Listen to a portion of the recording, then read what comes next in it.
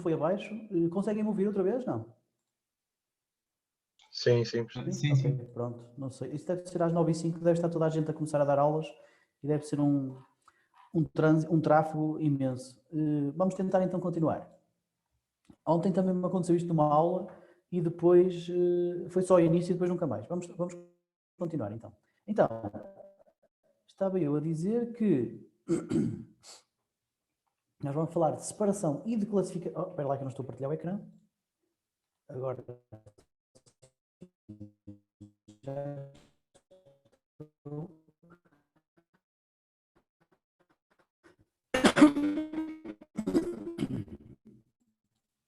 Então, estava a dizer que vamos falar de separação e de classificação elementar de objetos e que, portanto, é preciso explicar sobretudo o que é classificação, que é a parte nova aqui desta aula.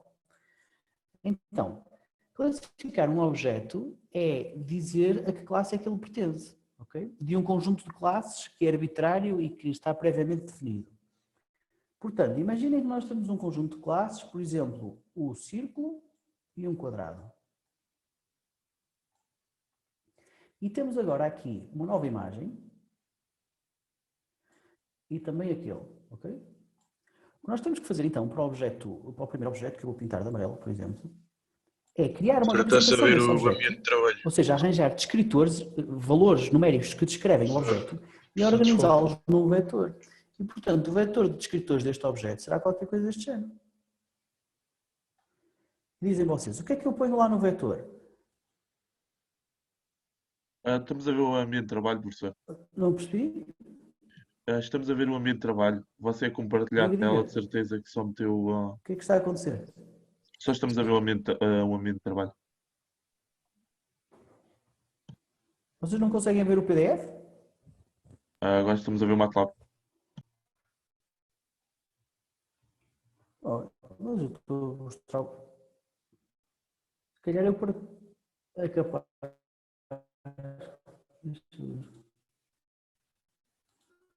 Deixa eu ver. E agora está melhor? Vejam lá. É o MATLAB na mesma, professor. Conseguem ver o PDF? Não. Eu nem consigo ver nada, está tudo a preto. Não, é Está só o um MATLAB. Isso é atraso, porque deve ser atraso na ligação, porque eu há bocado estava a mostrar o MATLAB, agora estou a mostrar o PDF. E agora vem o PDF? Não. Ainda está o MATLAB, professor. Não? Está tudo bugado, doutor. Eu continuo a ver tudo preto. Professor, não sei se serve de referência, mas o professor aí no computador, pelo menos o que eu estou a ver, são 9 e 7. E já são 9 e 10. Não sei se... Poxa. A imagem está freeze. Espera lá, deixa-me parar de partilhar. Está lento, está. Quanto a isso, não sei o que raio é de fazer. Nesta turma costuma correr mal. RIP.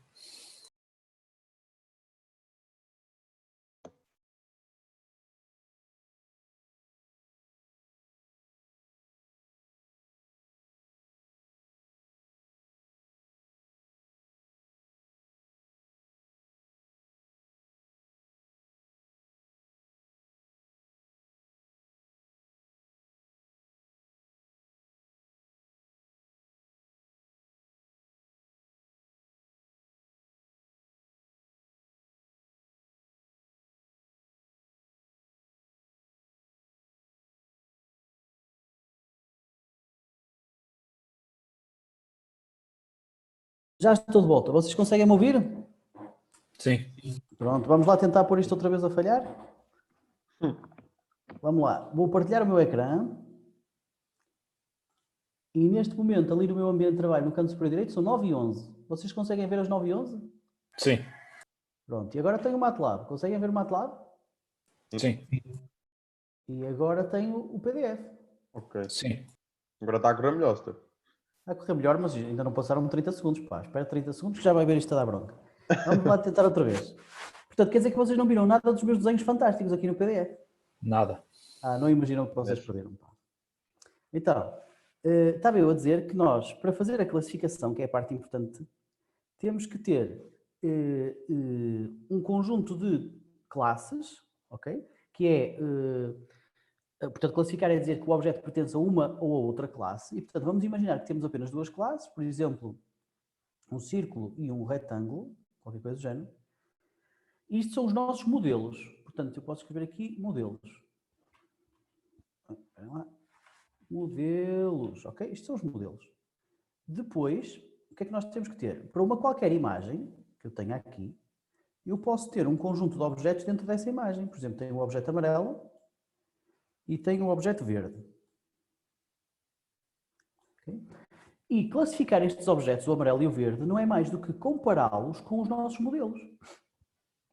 E esta comparação pode ser uma comparação direta, pixel a pixel das imagens, e isso vamos falar para a semana, quando falarmos do template matching. Ou então, que é a parte normalmente mais utilizada, pode ser uma comparação indireta. Indireta porquê? Porque em vez de compararmos imagens com imagens, nós vamos comparar descrições dessas imagens com descrições dessas imagens. Estas descrições são vetores que contêm um conjunto de descritores. Ou seja, para o objeto amarelo, eu posso criar aqui um vetor e esse vetor vai ter o quê? Vai ter a solidez, por exemplo, a área, sei lá o quê, a circularidade e blá blá blá, ok? E, portanto, tendo estas coisas, que são, ao fim e ao cabo, colocadas num vetor, um conjunto de propriedades, o que eu tenho que fazer agora é ter exatamente as mesmas propriedades para os dois modelos, vou fazer só para um, ok? Portanto, eu tenho que ter aqui também o mesmo tipo de propriedades. Isto é que era bom. Estava a ver se fazia aqui um copy desta cena. Aqui tem que ter o mesmo conjunto de propriedades, estava eu a dizer. Portanto, aqui também a solidez, aqui depois a área e por aí fora. E classificar o objeto amarelo não é mais do que comparar este objeto com aquilo. Portanto, é comparar este vetor com aquele vetor. Okay? E esta comparação aqui é que é o ponto-chave. Porque pode ser de duas formas. Pode ser uma comparação que avalie quão próximos estes vetores estão. Isso chama-se uma medida de similaridade. Okay? Ou então pode ser, pelo contrário, uma medida de dissimilaridade, ou seja, uma distância. Portanto, se eu conseguir avaliar quão distantes estão estes vetores, se estiverem demasiado distantes, quer dizer que este objeto amarelo não pertence à classe círculo. Okay? Mas reparem que o que nós estamos a fazer é não comparar as imagens diretamente, mas comparar representações dessas imagens. E essas representações são criadas por nós, escolhendo descritores e construindo-os em função dos objetos que temos e das referências dos modelos que temos. Portanto, nós teríamos que fazer esta comparação. Obviamente que depois, para sabermos se isto seria um círculo ou um quadrado, teríamos que ter também a descrição do quadrado, não é? Com o mesmo número de descritores e ordenados da mesma forma, e fazer também esta comparação. E podíamos dizer qualquer coisa do género. Se esta distância aqui for menor do que aquela acolá, então quer dizer que o objeto é este, um círculo. Ok? A forma como nós vamos fazer esta comparação do vetor completo vai ser abordada para a semana. Eu só quero que vocês percebam a lógica do funcionamento da coisa. Porque isto aqui falaremos para a semana. O que é que vamos fazer nesta aula prática em particular? Vamos fazer o seguinte, vamos fazer uma comparação mais simples, porque estamos a montar toda a outra infraestrutura à volta, e vamos fazer uma comparação mais simples. E em que é que essa comparação vai ser mais simples? Em vez de compararmos o vetor completo, nós vamos escolher uma das propriedades que temos no vetor, por exemplo, a solidez, e comparar só a solidez. Ok? Ou então escolher só a área e comparar só a área. E esta comparação não é mais do que ver se este número está próximo daquele. Nada do outro mundo. Ok? Pronto, isto é, digamos, a base. Obviamente que depois teríamos que fazer o mesmo para o objeto verde, não é? Que ainda falta este. E este objeto, novamente, teria que ser comparado com todas as classes.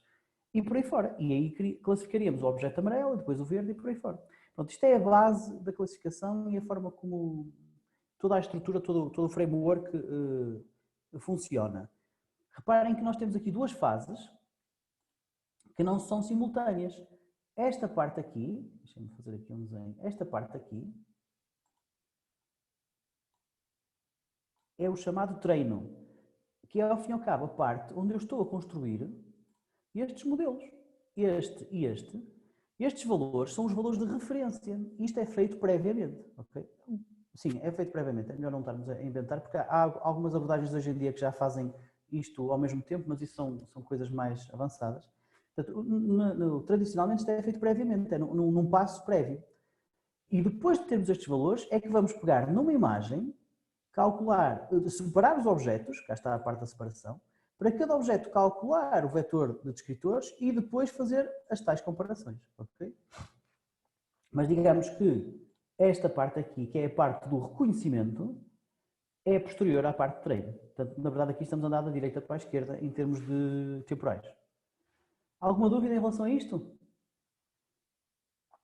E em relação à parte de verem o vídeo e de me ouvirem, conseguem me ouvir bem? Agora não há problemas? Ou estou para aqui a falar sozinho à meia hora? Não. Ok, fixe.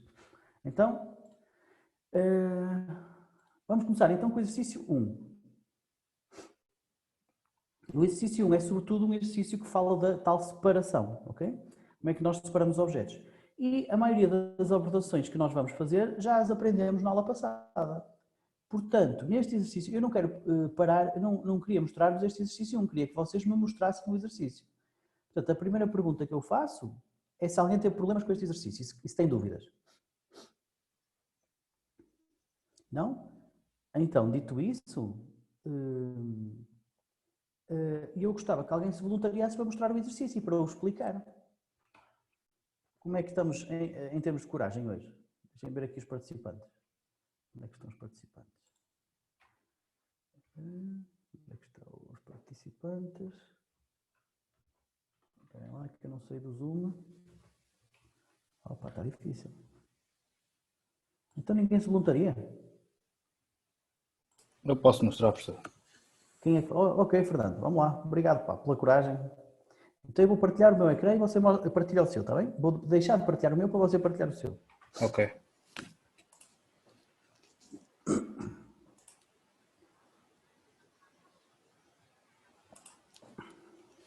Estão a ver? Sim, estamos a ver. Ok, está aqui. Bora correr. Ok, então funcionar parece funcionar. Sim, ui, está aqui. Ok. Isso também me chateia, porque está em cima do F5. Você pode pôr mais para a esquerda ou coisa do género. Hoje está aqui um bocado ingrato, tá? É. Pronto. Mas pronto, carreguei a imagem, Ok, fiz a binarização, inverti por causa do fundo, ok, fiz o I'm fill para preencher os furos que tinha, o clear border para tirar os objetos que estavam na margem. ok. Aqui o open foi por causa da erosão e dilatação, exatamente. Que era por causa, já não me recordo ao certo, já fiz isto há tanto tempo, mas se calhar é mais fácil mostrar. Aí mostre lá. Isto vai abrir a mesma, já não se chama der. Tenho que tirar a... Põe ali um pause, é mais fácil talvez. Ele para ali.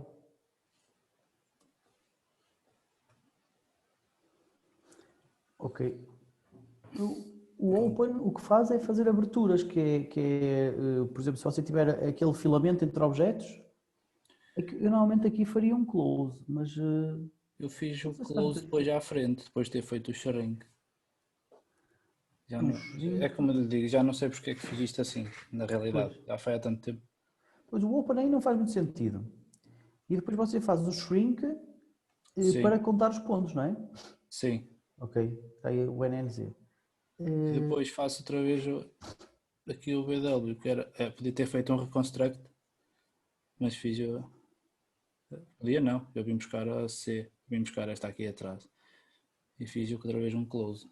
É como lhe digo, já não me recordo. Pronto, eu parece-me que o seu código está bem, à exceção realmente da parte da secção de erosão e dilatação, onde você faz um open, e da parte do close. Primeiro porque não faz sentido você fazer um open e depois contar os pontos e depois fazer um close. Das duas uma, mexe na imagem tudo o que tem a mexer e depois é que faz o shrink. Claro. E depois também acho que não faz muito sentido fazer o open, faria mais sentido fazer o close, que é para tentar remover, digamos, ranhuras que existam no perfil dos objetos. Mas eu acho que, não, na verdade, qualquer uma destas operações não faz muita diferença. Você pode fazer o comentário dessas duas? O comentário, como assim? Sim, por exemplo, ou seja, se você comentar esta parte, se você em vez de dizer é igual a bwmorph de C de close, diga é igual a C. Ou seja, quer dizer, não faz close nenhum. Ok. É melhor não apagar, é melhor comentar essa linha e... Exato. Igual a C. Pronto, isso é como quem diz, não faço close nenhum. E ele, na de cima, onde diz open, ele tem C e bwmorph, diga C igual a C board. E também não faz open nenhum. Ok. Yeah. Agora experimenta agora, ver o que é que acontece.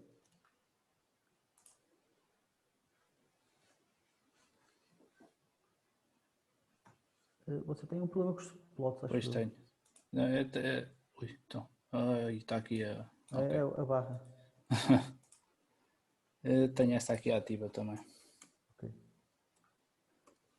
Agora mostra lá então. Deu erro na mesma, mas não apareceu. Está este aqui.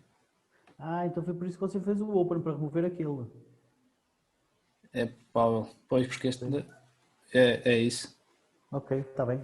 Ou seja, você fez um open para eliminar aquele objeto muito Exatamente, exatamente. Ok, então sugiro-lhe outra coisa, outra função. Escreva aí, em vez de onde está a fazer o open, escreva se é igual Sim. a bw area open, que é ao fim e ao cabo a função chama-se bw, de black and white, area open. Sim. E essa função, basicamente, remove-lhe objetos que tenham menos de x pixels. Agora, abre parênteses, escreve lá o cboard, que é a entrada, vírgula, por exemplo, 50, que é 50 pixels de área. Ok. Já. E agora, experimente, e aquele já não vai lá estar.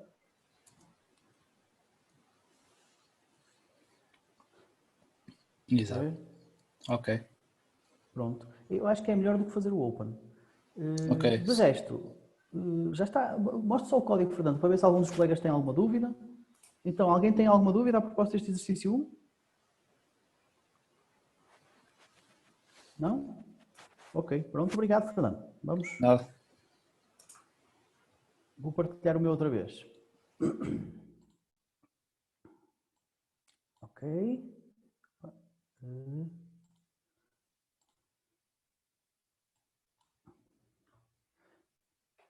Então, exercício 2. Aqui no exercício 2, o que nós vamos fazer é fazer a tal classificação já usando um descritor, ou seja, o nosso vetor vai ter apenas um descritor que é o fator de forma, que neste novo MATLAB é chamado circularidade, portanto eu vou-me referir a ele como circularidade. E o fator de forma é um rácio entre a área e o perímetro. E, portanto, o fator de forma é um número, uma conta que se faz em relação aos objetos, que este rácio entre a área e o perímetro é característico dos círculos, o valor 1 é característico dos círculos, ok? Portanto, se o fator de forma for 1, quer dizer que estamos a falar de círculos. Se porventura for outra coisa qualquer, estamos a falar de outro tipo de objetos. Por exemplo, os triângulos normalmente são o valor 0,61, enquanto que os quadrados é outro valor diferente, ok? Portanto, este fator de forma é um bom descritor para distinguir estas formas, umas das outras. Este exercício 2, mais uma vez, eu não queria parar aqui a fazê-lo, porque acho que vocês deveriam ter conseguido fazê-lo. Digam uma coisa, vocês tiveram dúvidas a fazer este exercício? Há aqui uma parte que eu acho complicada, mas queria saber se vocês conseguiram fazê-lo, se tiveram dúvidas, como é que foi? Deem-me um bocado de feedback, por favor. Foi acessível só. A parte da acumulação é que tive um bocadinho de problemas, mas fiz. Ok. E mais malta? Eu, por acaso, para escrever os números no centroide de cada objeto, Portanto, para esta parte aqui está você a dizer, não é? Oi, sorry. Para esta parte aqui, esta Ok. parte aqui, não é? Eu, por exemplo, para o número de cada objeto, meti o centroide centroide. Mas depois queria saber como é que imagina. Mete centroide e uma linha para baixo. Isso é você quando faz, portanto, isto é com a função text, não é? Exato. Isto está no vídeo. Eu fiz isso no vídeo e não fiz. Fez, mas Mas eu vou- não tem só mal. fez uma. Acho que só escreveu lá qualquer coisa. Não foi. Não escreveu duas coisas, por exemplo. É assim, olha, está aqui, text, está a ver? E aqui você mete o X e o Y, tudo bem. E a seguir, você mete duas strings entre chavetas. Portanto, em vez de pôr uma lista de strings, mete duas strings, ou as strings que quiserem, de chavetas. Cada uma das strings vai ser uma linha de texto. Ok. Ok. Se fizer assim, já deve dar. Ok, obrigado. Nada. Mais coisas. Então vocês perceberam o exercício todo? Esta parte aqui não foi confusa? O que é que isto faz? Para vocês foi fácil fazer isto? Ou seja, perceberam logo à primeira? É que eu estou a perguntar genuinamente, porque da primeira vez que eu fiz isto, já foi há uns anos, mas da primeira vez que eu olhei para isto, para mim não foi trivial. Quer dizer, eu tive que andar a fazer um certo esforço para perceber o que é que está aqui. Não me parece que seja um código assim tão simples que... Isso é tranquilo, professor. É? O meu problema foram as funções que não davam. Que eu estava com o MATLAB 2018 e havia lá coisas que não davam. Mas não são estas funções, eram outras. Não. Ok. E o resto da malta também percebeu isto ou querem que eu explique? Eu também percebi. Ok, pronto. Então, se ninguém precisa de explicação, tudo bem, vamos avançar. Quem é que então, dito isto, quem é que se voluntaria para mostrar o código a funcionar e explicá-lo do início ao fim, para as pessoas o verem?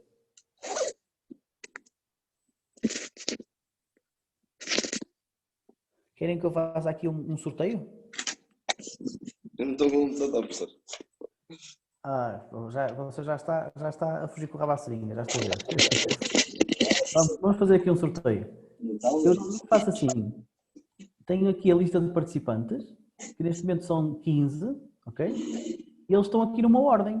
Portanto, eu vou aqui fazer um rand vezes 15. Vocês sabem que o rand dá entre 0 e 1, se eu fizer rand vezes 15, dá entre 0 e 15. Portanto, o que isto der, há de ser o índice da pessoa que vai mostrar o código. Pode ser assim? Estão de acordo com o procedimento? Então, isto dá o número 12. Deixem-me lá ver quem é o número 12. 1, 2, 3, 4, 5, 6, 7, 8, 9, 10, 11, 12. Pedro Gonçalves. Você está aí, Pedro? Sim. Ok. Pode mostrar o código? Posso? Ok, fiz, pá. Então, deixa-me desligar aqui. Quando puder, partilhe o seu ecrã. Achei piada que ontem fiz isto do random e quando fui contar, estavam um pai, sei lá, 14 pessoas, já não sei agora. E quando depois fui fazer o randomize, quando voltei já estava o pai só 8 pessoas. A malta tinha fugido.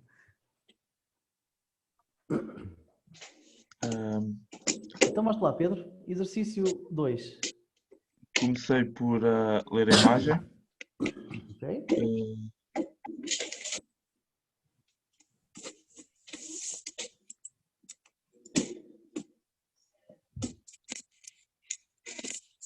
Já conseguem ver? Sim, nós estamos a ver. Sim. Ok. Por ler a imagem. Depois, como era de 3 dimensões, passei para 2. Para quê? Desculpa. Para 2. Que era a cor da imagem. Mas vocês chamam-lhe duas? Passou para double e depois para grey, não é? Sim. Para um canal apenas, ok. Certo? Binarizei a imagem. Ok. Depois aqui o Open, também já não me recordo porque é que fiz um Open. Uhum. Depois passar objetos a branco e background a preto. Ok. Fiz o One Fill, para tapar os buracos no meio, de certeza. Sim, isso é para tapar os buracos no meio, exatamente. I'm Fill Border, para limpar as bordas. E depois com aquela imagem C, exatamente. E Então, depois fiz o. antes de você explicar o resto, Pedro, Sim, só sim. vou dizer uma coisa, antes de você explicar o resto, corra ao programa para nós vermos essa imagem em C, para nós vermos esse IM Show. E depois você explica o resto. Ok, pronto. Então, esta imagem parece bem. Só há aí uma que não me parece muito bem. Ora, faça zoom no terceiro objeto a contar da esquerda para a direita, por favor. Este? Não estou a ver. Hein? Qual é este? O número 11. O número 11. Ah, o número 11, número 11. Ok, deixe ficar assim, por favor. Não mexa. Que é para eu tentar fazer aqui uma brincadeira. Opa, onde é que está o meu... Espera lá, só um bocadinho. Aqui.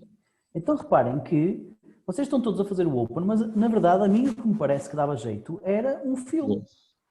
Porque reparem aqui, estes espúrios aqui, eu não sei como é que lhes hei de chamar, mas só me faz lembrar o coronavírus com aquelas cenas que ele tem. Mas este tipo de coisas aqui aumentam significativamente o perímetro deste objeto. Não é? Porque se vocês tiverem uma roda dentada tem um perímetro gigantesco, por causa dos dentes. E isto pode ser, digamos, um perímetro artificial, quer dizer, não real, por causa de haver muito ruído nesta zona. E quem consegue remover bem este tipo de coisas é o close, que o close o que é que faz? Faz uma erosão, ou seja, na primeira erosão isto desaparece. Estou a fazer. Numa primeira erosão ele encolhe e ao encolher estas coisas aqui desaparecem, porque são pequenas o suficiente para desaparecer. E depois a isso segue-se uma dilatação que vai reconstituir a forma original do objeto, mas sem aqueles espúrios, sem aquelas perninhas pequeninas, ok?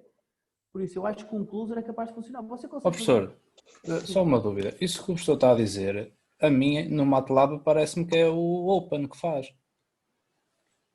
Tem razão, é o open, não é o close. Pois, não, espera lá. É o open, é? Sim. É porque é assim, se você quiser remover estas coisitas, é o open, você tem toda a razão. Se quisesse juntá-las ao corpo do objeto, era o close. Tem razão, eu estava a pensar no open e a dizer close. É o open isso mesmo. Mas se calhar então este open não foi, digamos, grande o suficiente.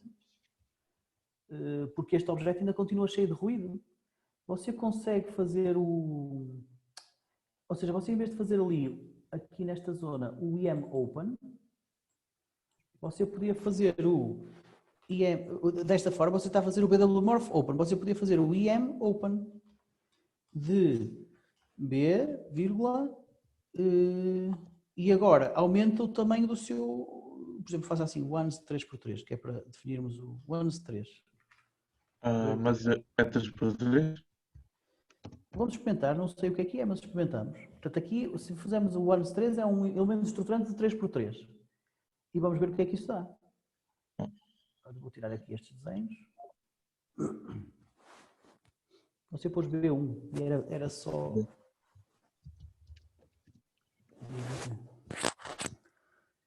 Já está melhor ou nem por isso? Não, parece que não ficou muito melhor.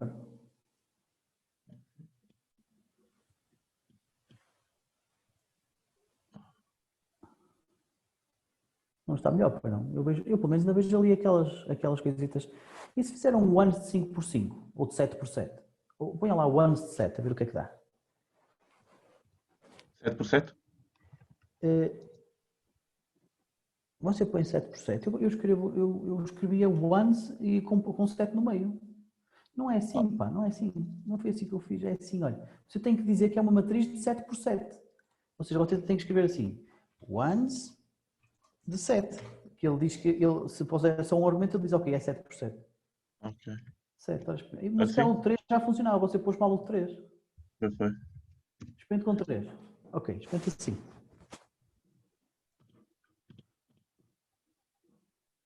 Ok, parece que ainda não. Experimente com 7.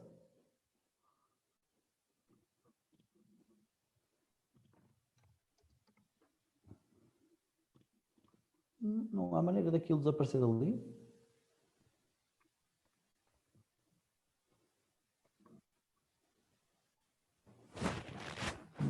Está melhor ou não? Melhorou um bocadinho ou não? Sinceramente não me parece. Você consegue fazer um zoom outra vez? Pedro? Sim, sim. Professor, no meu Não é caso, um open, é um close, caralho. Ora, faça lá IM close, por favor. É um close. Ou não? Não é um open, que é para abrir, exatamente. Esquisito. Mas faça um close. Já agora, vamos experimentar o que é que faz o close. IM close. É só substituir por IM close. O resto é tudo igual. Não sei porque você está a voltar atrás. Está bem, pronto, pode fazer assim close. Tudo bem.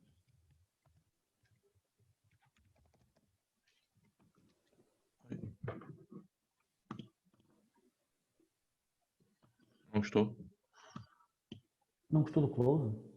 Eu acho que ele está parado no keyboard ainda. Tem que fazer o quit debugging e começar outra vez. Olha, não gostou deste close? Espera lá, nós estamos a fazer...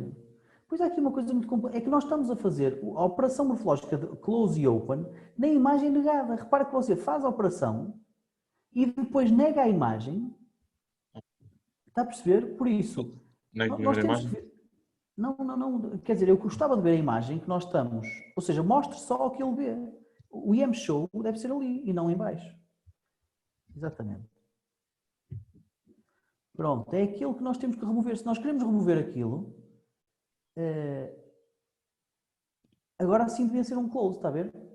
Porque se você fizer um close, você apaga aqueles pretos, porque o branco, ao fim e ao cabo, acaba por tomar conta daqueles pretos, que são filamentos muito pequenos.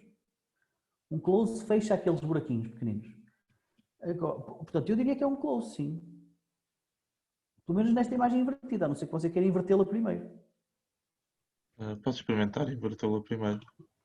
Experimente lá, então, invertê-la primeiro.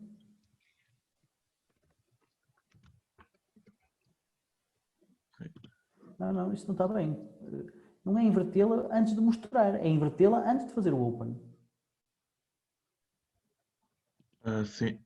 Então, inverte e depois é que faço o open. Pois. Exatamente. Vamos lá ver então. É esta? Agora faça lá um zoom. É mais fácil o zoom. Acho que está melhor. Está melhor, não está? E agora faça lá o fill-holes e por aí fora. Ou seja, faça o IM show mais abaixo, a ver o que é que dá. Isso fica melhor. Acho que não vai ficar muito bem ali.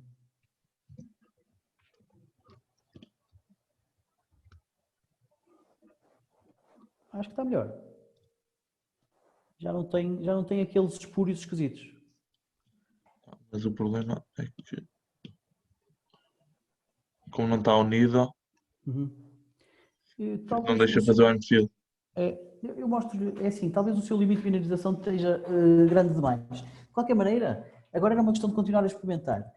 Eu teria feito uma binarização com um limite menor. Você, salvo erro lá em cima, usou o IM to Black and White. Não sei se será... Deixa-me ver.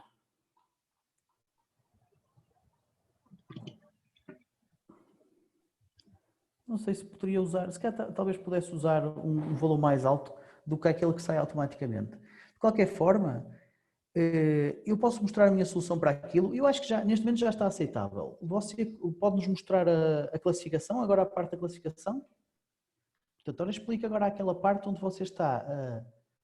Ao fim e ao cabo, esta segunda etapa, que vocês chamam de segunda etapa, não é? A segunda etapa foi que encontrei aqui dois valores limites, que desse para separar os objetos em cada em cada classe. Ok. E depois ele conseguiu fazer a separação adequadamente. Sim, sim. Ok, está bem. Pronto, Pedro, obrigado. Mais alguém tem alguma dúvida em relação ao que o Pedro fez? Já tirei. Não. Então vamos fazer assim, eu vou-vos mostrar, só para tirarmos as temas, portanto o que eu fiz foi um fill, um close, um open, não sei porque é que fiz um close e um open na altura, também não sei se isto me faz muito sentido. E depois seguir para a frente, nem sequer fizeria open nem nada do género. E isto funcionou mais ou menos, deixa-me pôr aqui o 2 a correr ao meu lado. Não me estou a mostrar o vosso, não estou a mostrar o ecrã. Agora sim. está aqui o código. E não sei porquê, mas neste caso aqui, eu acho que não tem aquele está a ver? O meu não está assim com aqueles seus espúrios, aqueles que você tinha. Está um bocadinho melhor reconstituída a forma. Pronto, mas vamos avançar, não é o ponto, não queria perder muito tempo neste exercício 2. Podemos avançar para o exercício 3? Alguém tem alguma questão a fazer ou não? Então vamos avançar. Exercício 3. No exercício 3, o que se pretende é fazer a mesma coisa para uma imagem diferente. Ou seja, desta vez a imagem é esta e as coisas mudam muito pouco, por isso este exercício é que não vale mesmo a pena falar.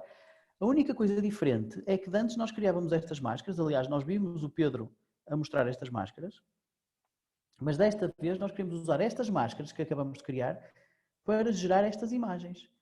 E estas imagens são diferentes, porquê? Porque são a cores, ok?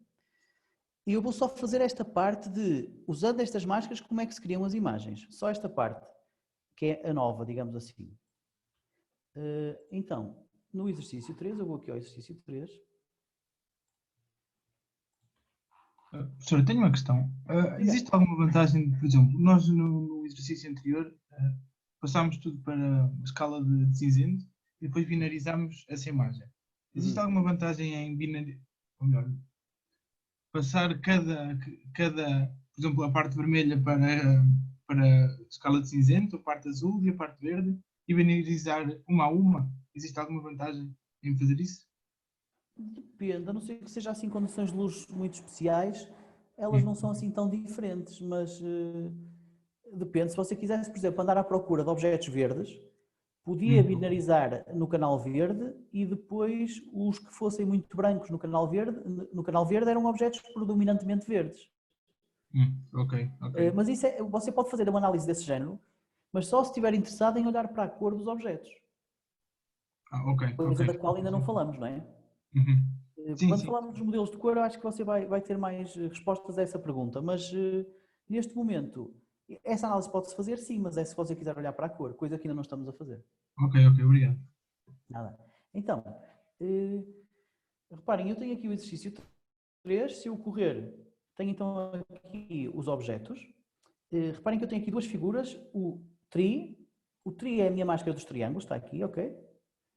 E tenho também a figura A original, que é a imagem original. Portanto, o que eu tenho que fazer é criar uma nova imagem R de resultado, que é igual ao A original, igual vezes 0, que é para ser tudo preto, ok? E depois, vocês já sabem como é que se faz, indexação por máscaras.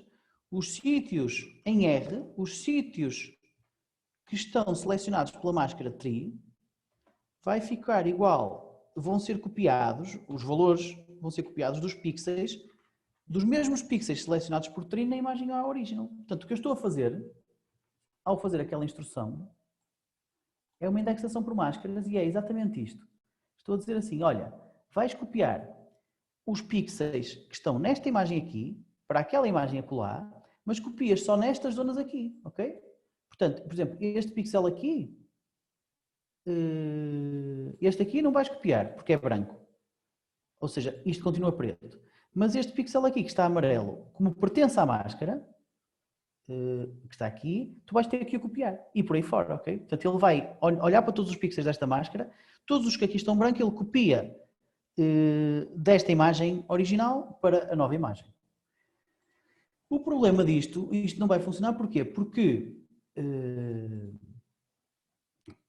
nós estamos a usar uma máscara tri, que é uma máscara de um canal apenas. Ou seja, nós já usamos indexação por máscaras, isto não é novo para vocês, mas nós usamos sempre de forma, quando estas duas imagens R e A original são imagens de um canal apenas. O problema é que agora o A original tem 3 canais, estão a ver aqui o vezes 3? E já agora o R, como foi copiado lá, também tem 3 canais. Portanto, nós quando temos imagens de 3 canais, não podemos por simplesmente usar uma máscara, que é a máscara tri, apenas de um canal. Reparem aqui que a máscara tri só tem um canal. Estão a ver ali? O que é que nós temos que fazer para que isto funcione? Temos que replicar a máscara tri como se fizéssemos 3 fatias. Portanto, a máscara tri é como se fosse uma fatia só, um canal. nós vamos copiar essa fatia 3 vezes para termos 3 canais. E depois é que podemos usar essa nova máscara de 3 canais aqui. Ok? Portanto, para imagens de 3 canais, máscaras de 3 canais. Ou seja, vamos fazer a parte da replicação da máscara. Oi, desculpem lá, deixem-me fazer aqui uma coisa. Que eu estou para aqui a...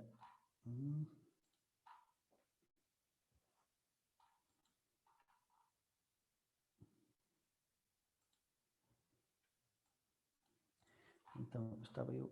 Opa, está bem. Ok. Aqui, replicação da máscara para 3 canais. Então, o meu tri3 será igual ao repmat, que é uma função do MATLAB que me permite replicar matrizes, tri. E reparem que a replicação de matriz pode ser ao longo de várias direções. Eu posso replicar ao longo das linhas, e assim fico o dobro das linhas. Por exemplo, se replicar por 2 ao longo das linhas, fico o dobro das linhas. Ou posso replicar ao longo das colunas ou ao longo dos canais. E é assim que eu digo como é que quero fazer a replicação. Eu escrevo 3, porque quero replicar uma vez ao longo das linhas, quer dizer que não há replicação, porque fica igual. Uma vez ao longo das colunas, quer dizer que não há replicação ao longo das colunas, porque fica igual. E 3 vezes ao longo dos canais, quer dizer que fica as tais 3 fatias replicadas a partir da primeira máscara. Okay? Depois de ter isto, agora sim já posso usar aqui o tri3. E posso-vos mostrar o resultado.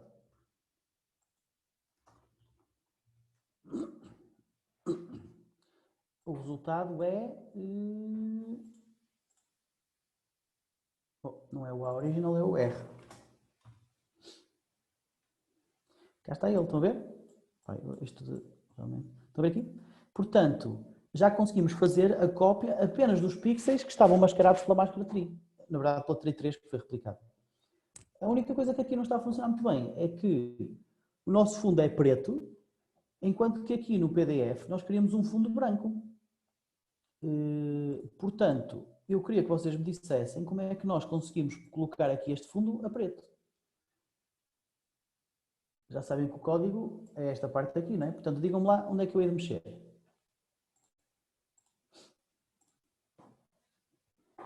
Professor, o TRI 3, à frente de... que eu não estou a conseguir ver tudo. Ok. AORE, em frente tem TRI 3. Aqui, está a falar disto? Sim, sim, sim. Certo. Se eu antes desse TRI 3, dentro dos parênteses, meter um til, ele inverte-me A máscara, sim. a máscara. Sim. Você quer que eu faça assim? Sim, e ele assim já Mas aqui consegue... também tem que fazer aqui, não é? Sim, acho que sim.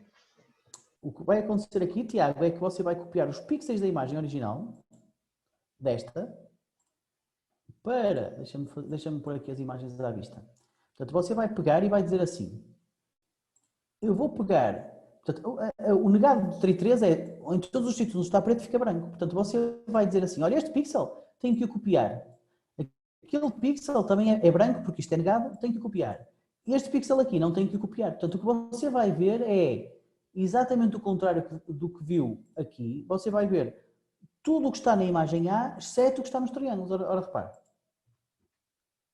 Está a ver aqui? Repare aqui que você não tem os triângulos. Ou seja, não era bem isto. Não, ok. Porque eu não quero... Pois, eu não estou a fazer no sítio certo. Você está a fazer no sítio certo, está, porque está a fazer em todos os sítios que não são triângulos. Você não está a pôr lá a cor certa, porque está a pôr a cor da imagem original, enquanto que queria pôr tudo branco. Ok. Ou seja, onde é que você está a decidir a cor que fica nestes pixels aqui?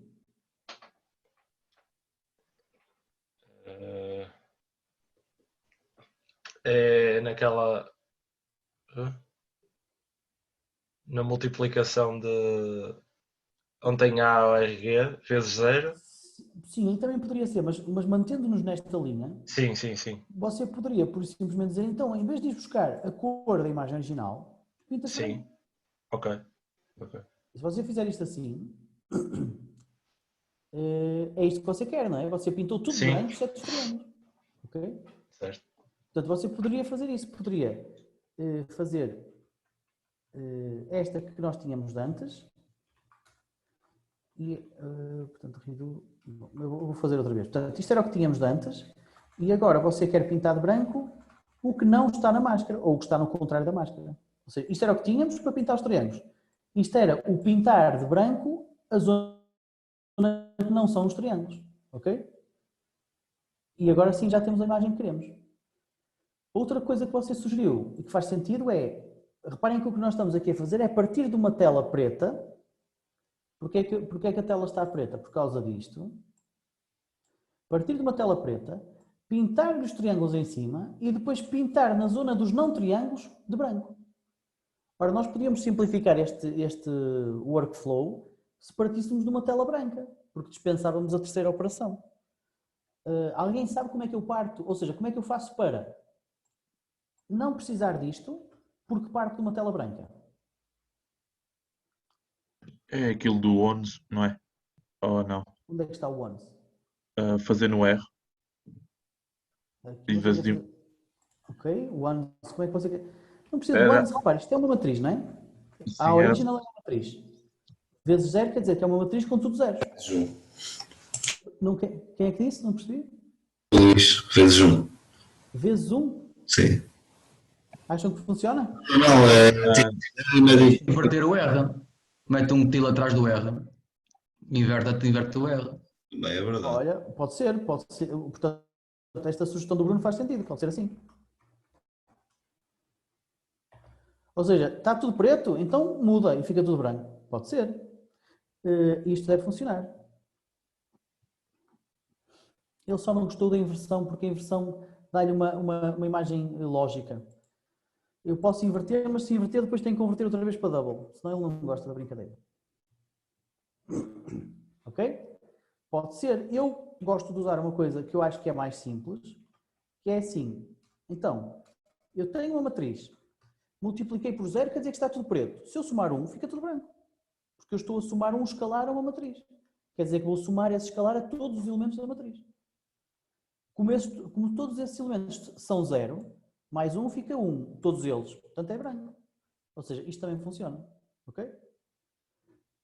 Na verdade, já arranjamos aqui 2 ou 3 formas de fazer a mesma coisa. Dúvidas? Podemos continuar para o próximo exercício?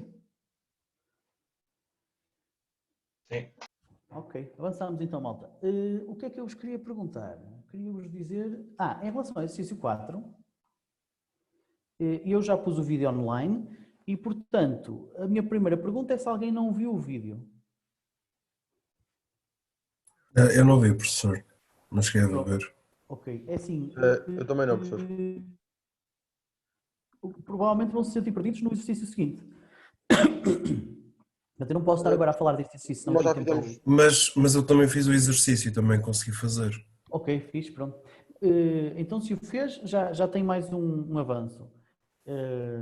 De qualquer maneira, a forma como eu fiz foi com variáveis em estruturas e por aí fora, portanto, dava jeito de você perceber. De qualquer maneira, você tente ver agora o exercício 5, que é o que eu vou fazer, e depois, se tiver dúvidas, pode sempre rever esta aula e rever a tal proposta do exercício 4, ok? Ok, professor, obrigado. O resto da malta que viu, teve alguma dúvida? Alguém tem precisa falar de alguma coisa? Como é que é? Em termos do exercício 4.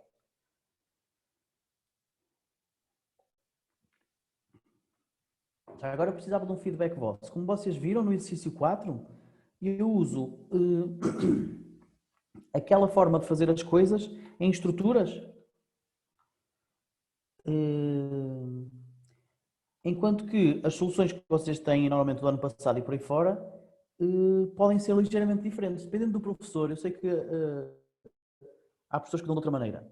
Portanto, aquela forma de organizar a informação em estruturas e por aí fora, aquilo ajuda-vos ou acham que complica o programa?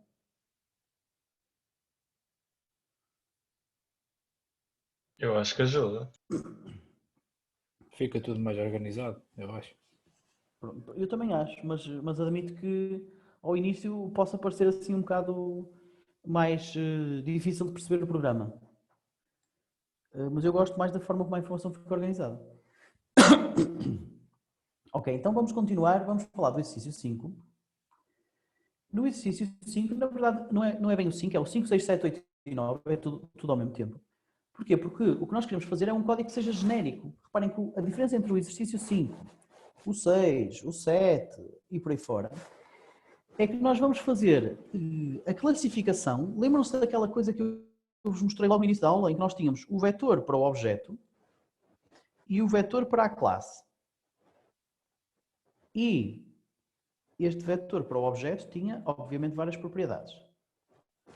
E o vetor para a classe, para o modelo, tinha outras várias propriedades. E o que nós íamos fazer, disse-vos eu na altura, era uma forma mais simples, que era comparar apenas cada uma das propriedades individualmente, em vez de comparar o vetor todo. Portanto, é isso que são os exercícios 6, 7, 8 e 9. O 6 é usando a propriedade de solidez, o 8 é usando a propriedade de excentricidade e por aí fora. Cada um dos exercícios, cada uma das propriedades, ok? Propriedades ou descritores. Então, dito isto, o nosso código vai a ser genérico. Nós escolhemos o descritor que queremos, ou os que queremos, e ele faz as contas todas. Deixem-me lá ver por onde é que eu ia começar. Então, vamos começar com esta imagem. Eu vou começar a fazer, ok? Portanto, a primeira parte, obviamente, que é a parte do pré-processamento, que é pegar numa imagem destas e depois fazer tudo o que é necessário, e esse tudo normalmente chama-se, esse grupo de coisas chama-se pré-processamento, para obter uma imagem destas, que é uma imagem a partir da qual já está binarizada, os objetos já são todos completos, portanto já removemos os que estão a tocar nos bordos, que são objetos a partir dos quais, ou nos quais podemos, de forma fiável, extrair propriedades. Pronto, então dito isto, vamos começar aqui com o exercício 5, mouse, para o meu exercício 5, vou dizer aqui que eu quero correr.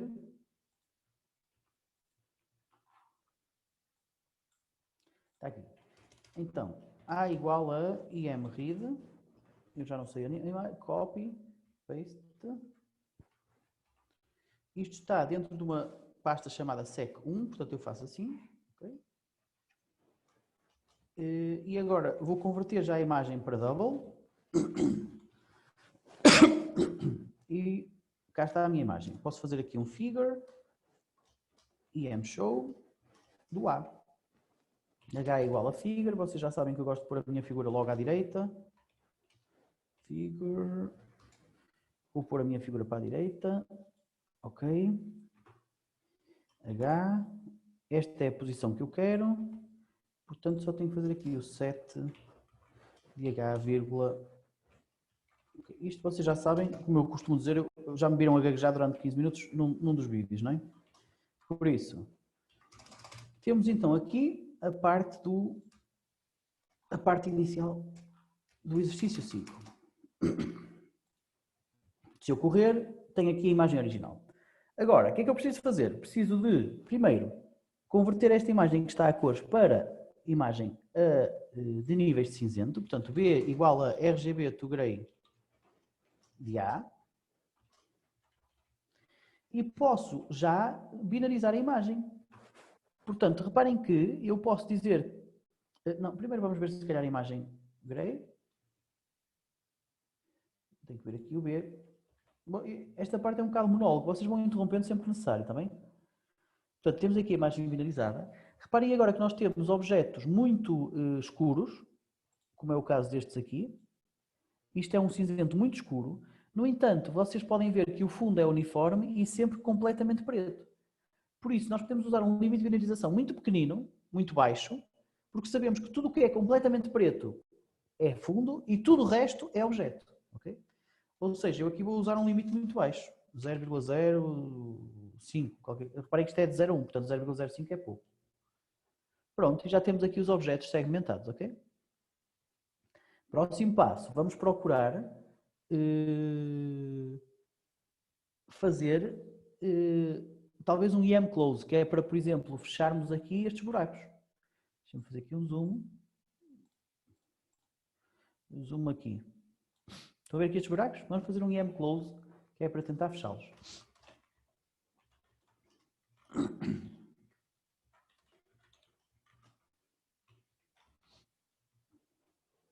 Ok, já conseguimos fechar. Pelo menos aquele buraco que eu tinha visto à primeira vista já está fechado. Estão a ver? Já não está cá. Próximo passo. Podemos eventualmente tirar objetos que sejam pequenos. Por acaso, esta parte dos buracos não correu muito bem porque há aqui este que ainda tem buracos, ok? Portanto, vamos tentar fazer um IM close com elementos estruturantes um bocadinho maior, só para ver o que é que dá. Pronto, em princípio funcionou bem, porque eu já consegui fechar aqui esta parte. Estão a ver? Já não tenho esta parte. Portanto, reparem o que é que eu estou a fazer. Eu estou a fazer por tentativa e erro. Isto é, esta parte de pré-processamento é, vocês têm um conjunto de ferramentas e agora andam para trás e para a frente a tentar encontrar, a tentar ir resolvendo casos e experimentando. Experimentar é a palavra do dia. Próxima coisa que eu não gosto aqui é este objeto muito pequeno. Estão a ver ali? Portanto, podemos usar um BW Area Open para o remover. A ele e a todos os objetos pequenos.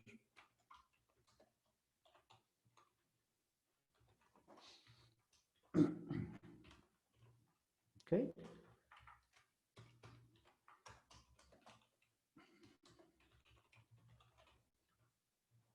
Ok, já saiu dali. Finalmente, temos que remover os objetos que estão no bordo das imagens.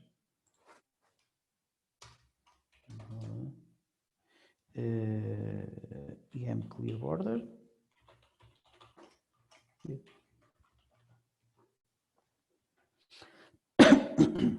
E digo eu que, a não ser que me esteja a escapar alguma coisa, o pré-processamento está resolvido. Deixa-me só ver. Professora, Diga. ali no alicate, supostamente tinha um buraco e já não tem.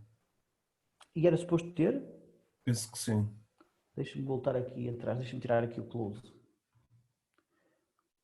Isto aqui, era suposto ter este buraco aqui que você está a falar? Eu penso que sim, na imagem no PDF tinha lá um buraco. Pois. É um bocado indiferente. Isso vai fazer diferença é para o número de Euler, não é? Pois. Mas quer dizer, mas eu acho que considerar que os alicates têm buracos, não gosto muito da ideia. Quem tem buracos são, por exemplo, as pás, as tesouras, que é o sítio onde se mete as mãos ou os dedos, não é? Pois, Portanto, digamos, é assim, mas repara que o que está nos PDFs não é verdade absoluta. O que interessa é sempre que vocês percebam mais do que terem exatamente os mesmos resultados que estão ali, ok? Portanto, se você quiser, nós podemos tirar aqui o close e continuar por aqui fora com o close, mas você ponha-se sempre na perspectiva de quem está a fazer o trabalho prático, por exemplo. Você é que decide se quer ficar com o alicate com o buraco ou não, desde que depois consiga reconhecer alicates. Eu acho que este buraco é pequeno demais, está a perceber? É pequeno demais para confiarmos que os alicates têm buracos. É isso que eu quero dizer, ao fim e ao cabo. Mas é discutível. E também é preciso fazer o close à mesma, porque senão aparece ali no martelo e na tesoura, buracos abaixo. Na tesoura não reparei, mas no martelo sim, já tinha reparado. Nesta tesoura? Sim. Aqueles sim, buraquitos. Tem razão. Pronto, então você próprio derrotou o seu argumento. E continuamos. Os alicates não têm buracos, ponto final. Então, continuando. Agora vamos para a parte seguinte, que é a parte da extração de propriedades. Ou features, ou descritores, ou características, como queiram chamar-lhes. Então, para extrair propriedades, nós usamos sempre o comando bwlabel para fazer o labeling de cada um dos objetos da imagem. E isto, eu uso sempre as mesmas letras. Já não sei quem é que mostrou há bocado o código, mas havia alguém que tinha letras diferentes. Eu recomendo, eu acho que fica muito mais simples vocês usarem sempre as mesmas letras. Mesmo ao longo do programa, vamos imaginar que eu quero fazer um BW label de uma imagem A, depois mais em baixo de uma imagem B, devo usar aqui na mesma LN? Ou... É isto, não é, Tiago? Sim. Portanto, mas, exato, aí como se fosse outra imagem, exatamente. E agora, a sua questão é uso da mesma o N e o L, é isso, não é? Sim. A resposta é, você precisa deste N e deste L de cima ou já não vai usá-los? Em princípio já não vou usá-los. Então use mesmo. Agora, se tenho a certeza que aqui para baixo não vai voltar a precisar, portanto, se a partir daqui vocês não voltar a precisar nem deste nem daquele, você pode escrever em cima deles e gerar novos N's e L's. Ok, Mas, ok. não é? É uma Sim, questão sim. que... Sim, para não ficar tão confuso. Exatamente, exatamente. Eu faria assim. Porque senão, quer dizer, eu lembro-me que eu tinha um colega meu que até tinha algum jeito para programar, mas meu Deus, eu ficava todo, porque ele era assim, olha, eu não sei que nome é que é de dar isto. Então pronto, A1 igual a blá blá blá. A22 igual a blá blá blá. E depois já A33, epá, já estou com asa mais. B11, B22. Epá, vocês imaginam que é ver um programa de 300 ou 400 linhas assim? É impossível, uma pessoa perde-se. Portanto, eu acho que um bom programador deve fazer os programas o mais simples possível. Esta coisa de, eu faço programas muito difíceis porque sou muito bom a programar, eu acho que é um logro. Okay? Eu acho que quem programa bem faz programas fáceis de perceber e de fazer. Mas pronto, mas são opiniões, isto também há estilos, não é? Continuando. Então, extração de propriedades, já temos aqui o BW Label. Seguindo, temos uma função que é o region props, que é uma função que extrai propriedades do objeto, help region props. E que propriedades são essas, dizem vocês? A resposta é, são as que vocês escolherem nos argumentos do region props, de entre todas estas. Portanto, isto faz-se assim, vocês escrevem aqui, põem aqui a imagem e depois dão ali as propriedades que querem que ele calcule. E ele devolve-vos uma estrutura com as propriedades, tal como explicado no vídeo. Então, temos aqui, eu chamo sempre a estrutura S, porque é S de struct, é só, digamos, uma sigla, porque é a primeira letra. Aqui tenho que pôr a B e aqui as propriedades que eu quero são a solidity, estou-me a reportar as propriedades que vou usar no exercício 6, 7, 8 e 9 e por aí fora. Portanto, Euler number, estão a ver aqui? Depois, eu já sei de cor, eccentricity e finalmente circularity, que é o fator de forma. Circularity. Okay. Circularity. E também vou querer usar o centroide para depois poder desenhar em cima, tal como fizemos no exercício 2, salvo erro. Ok? Portanto, isto faz a parte da extração das propriedades. Depois nós vamos ter que fazer aqui a classificação. Mas Circularity é só no novo MATLAB que tem. Nas versões anteriores não tem. Se não tem, você tem a versão anterior, não sabe calcular à mão, digamos assim? Tenho a 2018A. Então, você, nesse caso, você terá de ir buscar. Eu vou-lhe fazer aqui. Tenho que calcular o fator de forma à mão. Sim, exatamente.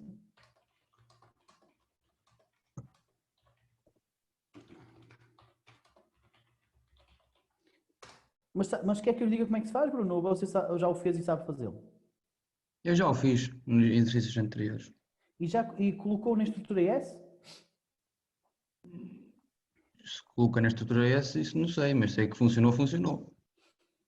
Sim, então deixe-me dar-lhe, eu vou-lhe dar aqui o que eu quero dizer com isto. O que eu quero dizer é que como nós temos a informação toda organizada numa estrutura S, nós não queremos abdicar disso, porque isso está muito jeito. Repara, o S são 19 objetos com o centroide, a excentricidade, a circularidade e o fator de forma e por aí fora. Fator de forma não, perdão, o solidez e por aí fora. Se nós calcularmos à mão um fator de forma, vamos criar um vetor FF igual a 3, papapá. Ora, isto vamos já começar a aumentar a entropia do programa. Porquê? Porque por um lado temos propriedades na estrutura S, por outro lado temos num vetor que está assim desgarrado do resto. Portanto, o que faz mesmo sentido seria nós criarmos uma propriedade form factor aqui para cada um dos objetos. E é isso que eu faço normalmente quando tenho que calcular o fator de forma manualmente. Portanto, eu percorro todos os objetos, o N está ali saído do BW Label, não é? O número de objetos, e para cada um deles eu vou criar uma nova propriedade a que vou chamar, portanto eu vou deixar de usar o termo fator de forma, vou chamar-lhe Circularity 2, que é o Circularity calculado à mão, ok? Circularity 2. E agora, qual é a forma do fator de forma? A fórmula vocês sabem de cor, não? Alguém me consegue dizer? É 2π, qualquer coisa, 2πr a dividir por perímetro ao quadrado, é? Acho que é. É 4π. É 4 também. 4π área a dividir por perímetro ao quadrado. Ok, thank you. Então, reparem, esta é a fórmula. Quer dizer que nós precisamos da área e do perímetro. Como é que as vamos calcular? Aqui. Vamos pedir ao Region Props para calcular a área e para calcular o perímetro. Ok? Portanto, dito isto, eu aqui só tenho que substituir este A pela área do objeto K. E aqui só tenho que substituir este perímetro pelo perímetro do objeto K. Ok? E reparem, eu estou a aumentar a estrutura K com um novo campo chamado circularidade 2. Vamos ver. Portanto, se vocês agora olharem para o S... não, espera lá, tem que correr outra vez que ele não estava a funcionar. Ora, acho que perímetro, será que é com E? Deve ser com E. Ok, já está. Portanto, correndo agora, temos então uma nova S que, reparem, tem a circularidade e tem a circularidade 2 que foi calculada à mão. E reparem que eu calculei coisas à mão, mas coloquei-as no sítio, na estrutura dada pelo Region Props. E assim tem tudo no mesmo sítio, de forma muito organizada. Por exemplo, qual é a circularidade calculada pelo objeto, para o objeto 17? Olha, é 0,21. E qual é a circularidade 2 calculada manualmente, portanto, para o objeto 17? Olha, é 0,21. E quais são as propriedades do quarto objeto? Área 400 e tal, centroide tal, circularidade é esta e a manual aquela, ok? Portanto, Bruno, eu não sei se era assim que você estava a fazer, mas eu sugiro que você faça assim.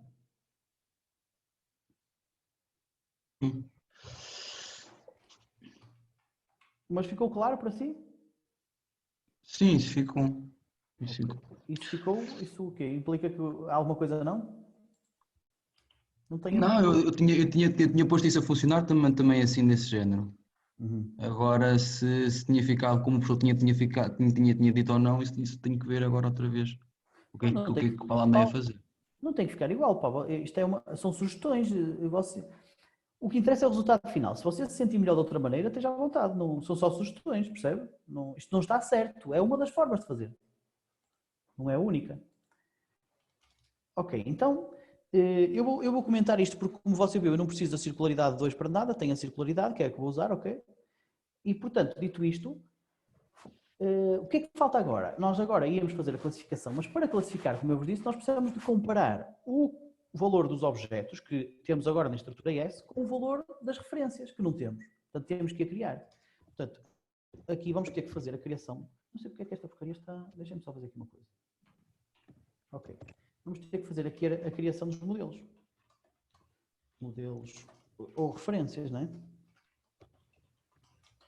Então, reparem que as referências aqui são apresentadas de forma ligeiramente diferente, mas estão lá.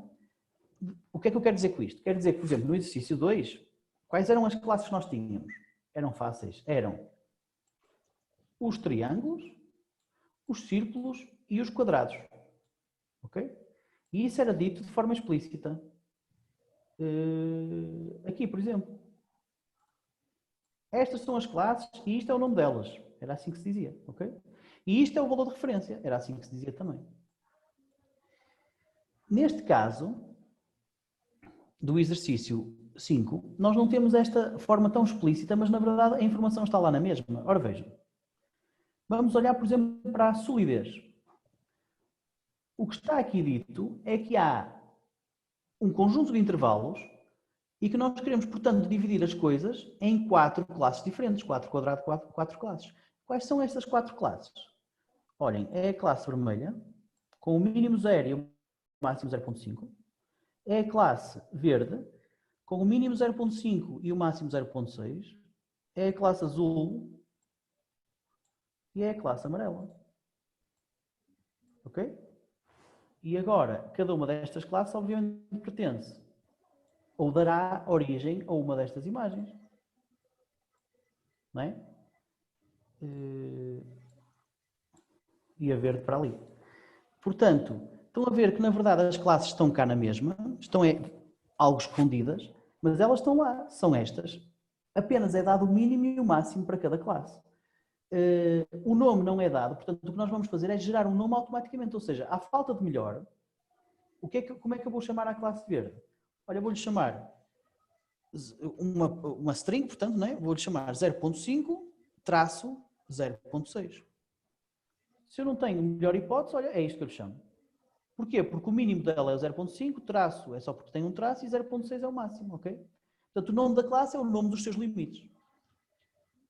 Isto, obviamente, para a solidez. Para as outras características, para as outras propriedades, nós teremos outras classes. Por acaso, acho que são sempre 4 classes. Não era necessário que fossem sempre 4, mas são sempre 4. Mas têm valores diferentes, obviamente. Alguma dúvida quanto a isto? Então, vamos passar aqui ao MATLAB e vamos criar uma estrutura de dados que é o nosso modelo, que eu vou chamar M, que, relativamente à solidez, Solidity, vai ter valores mínimos.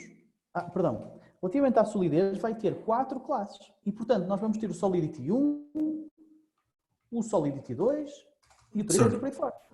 Professor. Diga, não sei quem estava a falar. Diga. Não estávamos a fazer exercício 6? Qual é a diferença? O 6, sim, é a mesma coisa, não é? É exatamente a mesma coisa, mas com uma propriedade diferente. Não faz diferença nenhuma.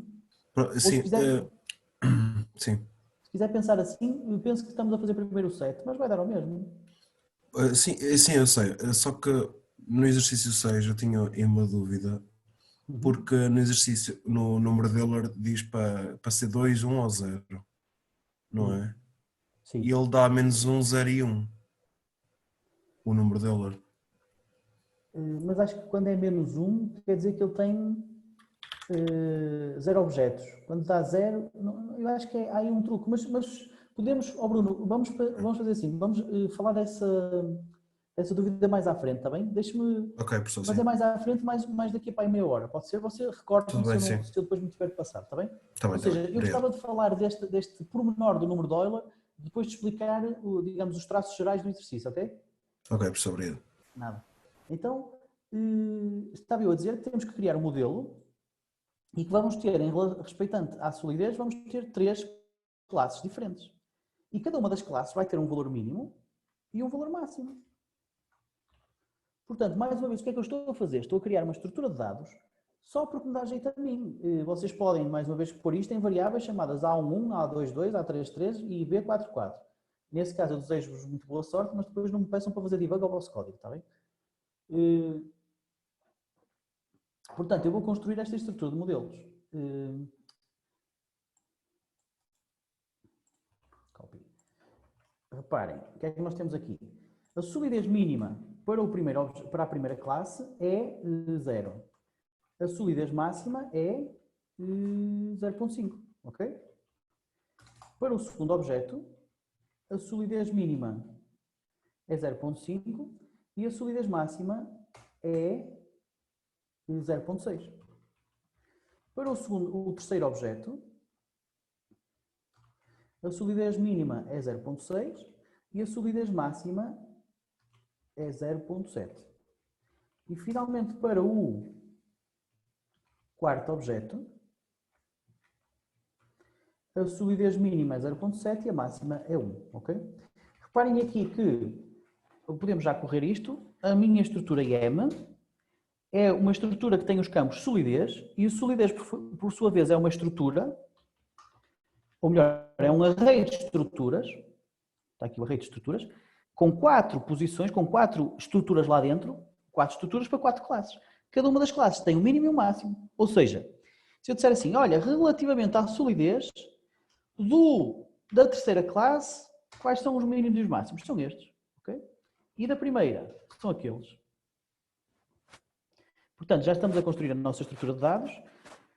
Há uma coisa que também dá jeito, que é ter um nome, como eu vos disse, vamos derivar o nome do valor mínimo e máximo.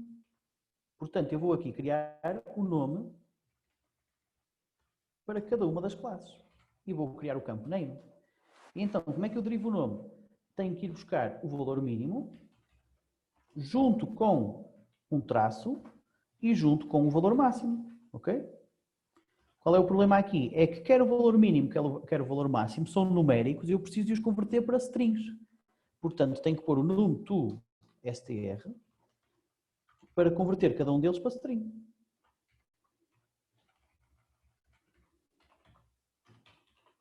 Ok? Obviamente precisamos fazer isto para cada uma das classes. Para a 2, para a 3 e para a 4. Vou só substituir aqui as coisas. Portanto, isto tem que ser a 2, 2, 2, 2. A 2 é 3 aqui. 3. 3. 4. Aqui não é 3. Vocês estão... Aqui é 4. E finalmente aqui é 3, 4. É isto, não é? Acho que não me esqueci de lado nenhum. Portanto, reparem novamente a nossa estrutura M tem solidez e, por exemplo, se vocês... acho que isto não correu ainda, agora sim. M.solidity. E se eu perguntar, por exemplo, em relação ao quarto objeto, ele diz-me assim, olha, o mínimo é 0.7, o máximo é 1 e o nome desta classe é 0.7-1. Ok? Dúvidas até aqui? Nenhuma? Obviamente que depois vocês precisam de criar as outras propriedades. Ou melhor, os modelos para as outras propriedades. Mas isso nós faremos depois. Vamos agora tratar da classificação apenas com uma propriedade e depois escreveremos as outras. Por exemplo, aqui onde ter eccentricity, igual a qualquer coisa, blá blá blá, não é? Eu vou só pôr aqui, por exemplo, uma coisa, um número qualquer estúpido, só para vocês verem que depois o vosso modelo vai ter, perdão, tenho que correr isto, depois o vosso modelo vai ter a solidez e depois a excentricidade e depois o número de Euler e por aí fora. Ok? Pronto, mas para já então vamos comentar esta parte, depois havemos de aumentar o nosso modelo com mais propriedades. Neste momento o que nos interessa é tratar da parte da classificação. Então, como é que nós fazemos a classificação? Esta parte é que é um bocado tricky. Porquê? Porque eu vou escrever o código de forma o mais abstrata possível. Abstrato porquê? Porque eu não vou concretizar para uma propriedade em particular, vou percorrer todas as propriedades que tiver. E depois todos os objetos e depois todas as classes, ok? Dentro de cada propriedade. Portanto, nós temos que, e agora fiquem na cabeça com as expressões para cada. A frase é, nós temos que, para cada propriedade, ir procurar todos os objetos que temos. E, portanto, para cada objeto dentro de cada propriedade, temos que perceber a que classe é que esse objeto pertence. Portanto, para cada classe dentro desse objeto, dentro dessa propriedade, temos que ver a distância dessa classe e esse objeto. Ou seja, nós temos aqui 3 para cada. E cada um deles é um ciclo for. Portanto, nós vamos fazer um ciclo for que faça percorrer as propriedades. Depois temos outro que percorra os objetos. E finalmente um terceiro que percorre as classes daquela propriedade, obviamente. Faz sentido? Ninguém tem dúvidas a propósito disto? Ok. Então, dito isto, como é que nós percorremos as propriedades? Primeiro, temos que ir buscar uma lista das propriedades que temos. Reparem que neste momento só temos uma, mas eu vou usar uma lista delas. Ou seja, tenho que criar aqui um vetor properties que é dado pela função fields do M. Eu expliquei isto no vídeo. Portanto, a função fields o que faz é ir buscar os campos da estrutura M. Ora, quando eu corri isto, a minha estrutura M tinha solidez, estão a ver? Portanto, se eu fizer assim, fields de M, eu fico com um array com o nome de cada um dos campos. Neste caso só tem um campo, portanto fico só ali com uma coisa. Quer dizer que o meu ciclo for vai apenas ter uma iteração. Tudo bem, quando tiver mais propriedades, tenho mais iterações. Então, for property index igual a 1 até... Agora tenho que ver qual é o número de propriedades que eu tenho. Por exemplo, se eu tivesse aqui a excentricidade também, reparem que a minha estrutura M tinha os campos solidez e excentricidade. E se eu fizesse o fields da minha estrutura M, eu tinha um array de 2 por 1. Estão a ver aqui? O ponto é que eu nunca sei se o meu array vai ser de 2 por 1 ou de 1 por 2. Portanto, eu nunca sei se o número que aumenta é o da esquerda, o das linhas, ou é o da direita ou das colunas. E, portanto, tenho sempre que imprimir a minha variável, faço isso várias vezes, para quando eu digo, portanto, se eu quero um círculo for que vai percorrer todas estas coisas, eu tenho que perceber se tenho que percorrer até ao número de linhas ou até ao número de colunas. Okay? Neste caso, como aparece o 2 à esquerda, quer dizer que é o número de linhas, e portanto eu tenho que dizer que vou desde o 1 até ao size de, reparem que este fields M é o properties, o size de properties, vírgula 2, ok? Vírgula 2 não, perdão, vírgula 1, exatamente porque é as linhas. Perceberam isto?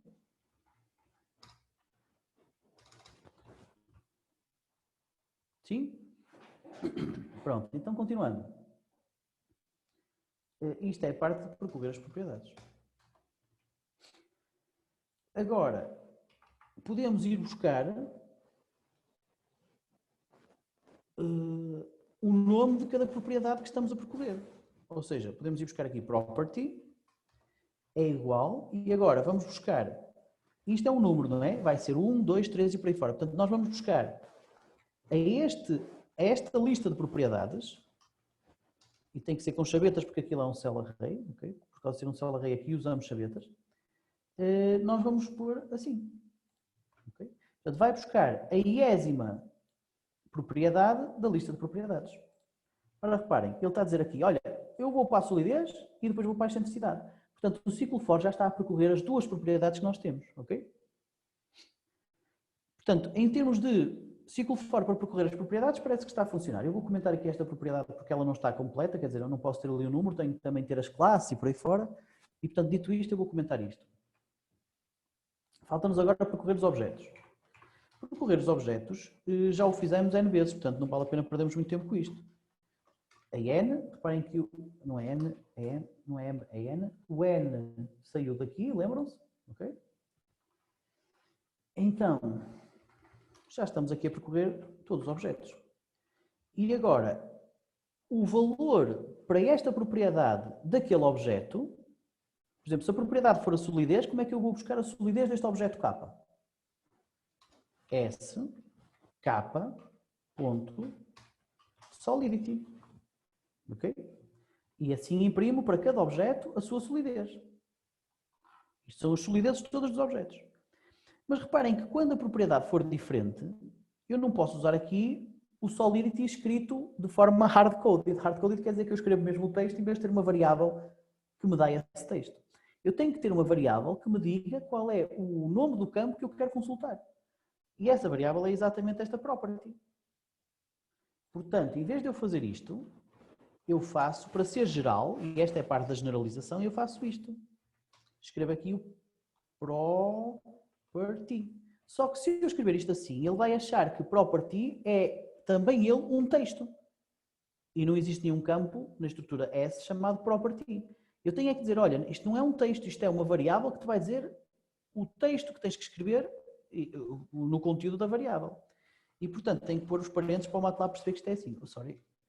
Tenho que pôr estes parênteses, ok? Ou seja, escrever isto ou aquilo é exatamente a mesma coisa para a solidez, mas quando tiver outra propriedade, isto é a forma geral. Ou seja, eu vou deixar isto fora e já generalizei em termos de propriedades.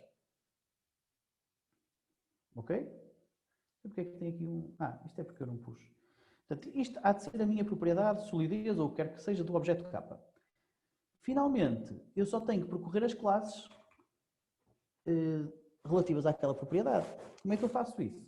Vamos fazer outra vez aqui uma paragem para analisar a minha estrutura de modelos. Então eu tenho o m.solidity e agora reparem que aconteceu exatamente o contrário. Eu tenho um array, portanto também é uma lista, só que desta vez as linhas já não aumentam, mas aumentam as colunas. Portanto, enquanto que eu há bocado fui ao size de 1, agora vou ter que ir ao size de 2. Ok? Só para chatear é diferente. Então, para percorrer as classes, o que é que eu tenho que fazer? For class index igual a 1 até size. Ora, quais são as minhas classes? São, Repara o que é que eu escrevi aqui. Escrevi m.solidity. Portanto, eu teria que escrever m.solidity. Só que isto está a iterar n propriedades. Portanto, eu agora já não sou explícito a dizer qual é a solidez. O que eu faço é escolher a propriedade que estiver a ser iterada. Ou seja, faço exatamente o mesmo que fiz aqui. E este size, estava eu a dizer que tem que ser o 0,2 porque estamos a falar das colunas. Eu sei que isto é muita informação, vocês provavelmente têm que rever este vídeo a seguir. Mas para vocês ficarem sossegados, isto é capaz de ser das coisas mais difíceis que se dá em SVP. Em termos de programação é claramente a mais difícil. Esta aula é a próxima, depois as coisas começam a melhorar. Se vocês sobreviverem a isso, normalmente sobrevivem mais ou menos 10% das pessoas, vocês já saem pessoas diferentes do outro lado. Era uma piada, pá. Podem ficar sossegados que isto não é assim tão mau. Então, já estamos a percorrer as classes para aquela propriedade em particular. Vamos ver quais são as classes. Como é que são as minhas classes? Classe igual a... Agora, qual é a minha lista de classes? É o m.property e eu quero ir buscar qual classe? A iésima classe. A classe index. Ou seja, eu estou a fazer de forma completamente abstrata aqui o que faria aqui. m.property, olha, é solidity. E ele diz-me, olha, são 4. E eu agora, não, mas eu quero a terceira. E esta terceira aqui não é mais do que este número acolá. Ok? Pronto, então, já temos a nossa classe. Reparem que até podemos imprimir o nome dela, classe.name, só para vocês verem. Então, reparem o que é que ele está a fazer. Está a dizer, olha, estou a ir percorrer a classe 0 a 0.5, a 0.5 a 0.6, a 0.6 a 0.7, a 0.7 a 0.1, depois volta a 0 até a 0.5, porquê? Porque foi para outro objeto. E por aí fora. E vai fazer isto para 19 objetos.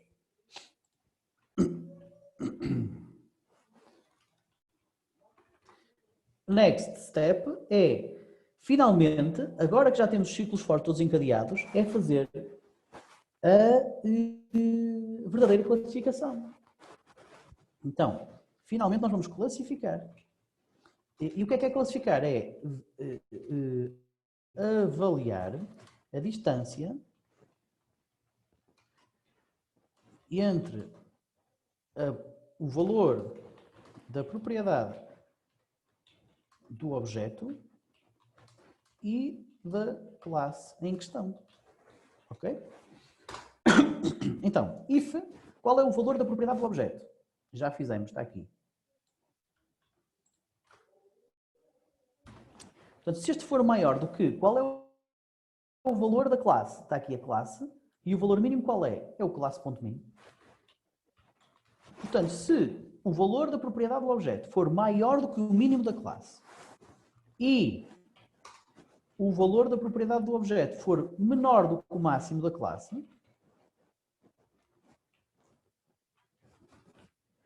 então o objeto K pertence à classe em questão. Ok? E o que é que nós temos que fazer aqui? Vamos, mais uma vez, usar aquela lógica de aumentar a nossa estrutura de dados, desta vez a estrutura de dados S, tal como eu fiz no vídeo. Portanto, nós vamos guardar em S não só as propriedades, reparem aqui, eu vou correr isto e vou-vos mostrar o S, e vou guardar não só as propriedades, que é o que temos até agora, mas também novos campos que me dizem qual foi o resultado da classificação usando cada uma destas propriedades. Ou seja, eu vou criar uma coisa que não se chama Solidity, mas chama-se Solidity Classification. Ou seja, a classificação com base na solidez. Ou o resultado dessa classificação com base na solidez. Ou seja, S, K, ponto. E agora, mais uma coisa um bocado tricky. Eu tenho que criar então a minha Solidity Classification. Mas Solidity varia em função da propriedade que eu estiver a percorrer. E, portanto, eu aqui vou ter que criar uma string, que é o nome do meu campo, para colocar ali.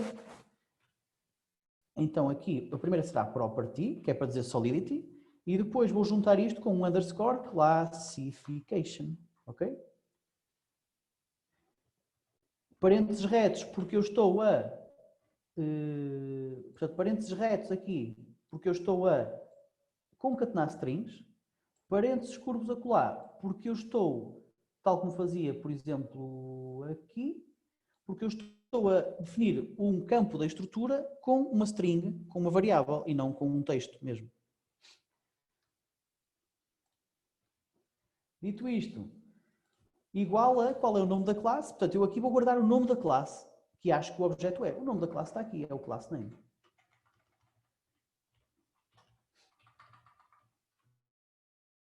Então, vamos ver se isto funciona mais ou menos bem.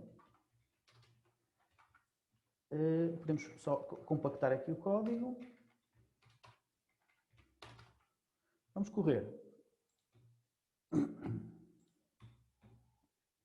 Então, se eu fizer assim, S, reparem que agora o S tem os parâmetros que já tinha há bocado, mas também tem, para cada um dos 19 objetos, um novo parâmetro chamado Solidity Classification, que é o resultado da classificação. Agora vamos ver o que é que ele acha que o objeto 12 é. Olha, ele diz assim, o objeto 12, a classificação de solidez foi na classe 0.5 até 0.6. Olha, e por acaso a solidez do objeto 12 é 0.52. Portanto, isto funcionou, a classificação funcionou. Podemos verificar, por exemplo, o objeto 19. Olha, a classificação foi 0.71 e a solidez é 0.88. Portanto, mais uma vez está correto. Ok? Portanto, reparem que nós estamos a ficar com as variáveis todas agregadas em estruturas. Temos duas estruturas, uma para os objetos e outra para os modelos, o S e o M. Pronto, isto é a classificação, já acabou. Não tem mais nada que saber, é isto. Mais nada que saber. Eu percebo que isto seja complicado para quem tem pouca experiência de programação, mas o objetivo não é complicar por complicar, isto não é para vos chatear, é porque se vocês fizerem isto desta forma, o código fica genérico, e se fica genérico, vocês podem pensar em reaproveitá-lo, nomeadamente para o trabalho 2, para o TP2, ok? Pronto, então o que é que falta? Falta desenhar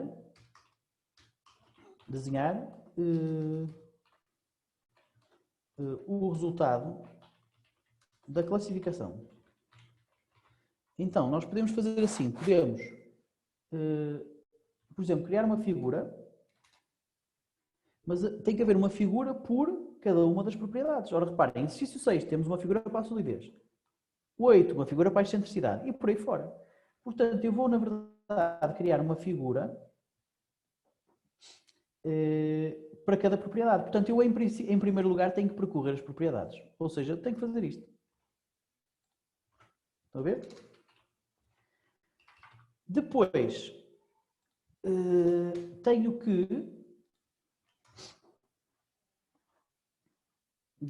que fazer o quê? Tenho que desenhar, tenho que criar a figura, ou seja, eu vou fazer qualquer coisa deste género. Eu vou fazer uma figura diferente desta. Eu vou fazer uma, ou seja, vou fazer esta figura, mas numa segunda fase. Numa primeira fase, o que eu quero fazer é uma figura deste género, como a que está aqui, em que coloco o texto com a classe resultante da classificação, com o que eu acho que a classe é, para cada análise, ok? Para cada objeto e para cada análise. Ou seja, vou pôr aqui ImShow, eu vou mostrar a imagem original, que é para termos cor na figura, e vou colocar aqui não só a figura na posição correta, mas também com o nome correto.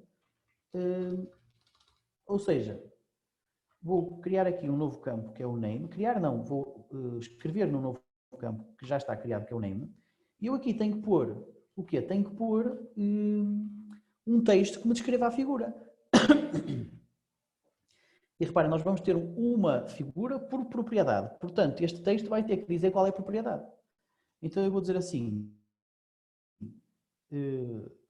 classification using, ou seja, mais uma vez estou a juntar strings, uma string constante com uma outra string que varia consoante a propriedade. Ok? Mais uma vez, uma generalização em relação às propriedades.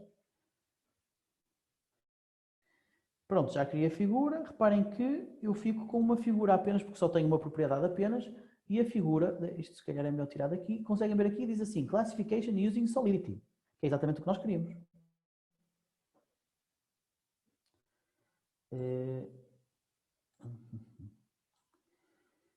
Pronto, next.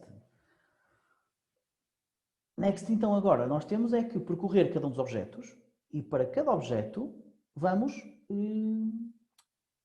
escrever um texto com a classe a que ele pertence. Ou seja, como é que se percorrem os objetos? Está aqui.